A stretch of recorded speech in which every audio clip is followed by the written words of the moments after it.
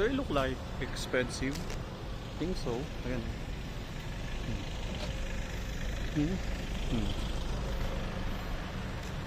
Diba? So, bawi na tayo. Pupunta ako sa parking lot. Punta kay YT. So, dun pa siya banda. Gabi na ang dilim na, pero nagro-rosy check pa rin tayo.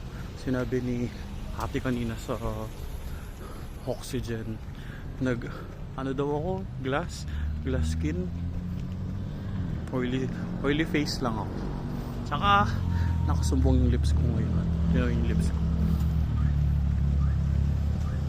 diba, namumula yung lips ko. So evening na here at SM Telebastagan, pero matingkad pa rin ang mukha ko. Nakasumbong nga today. Alright, thank you.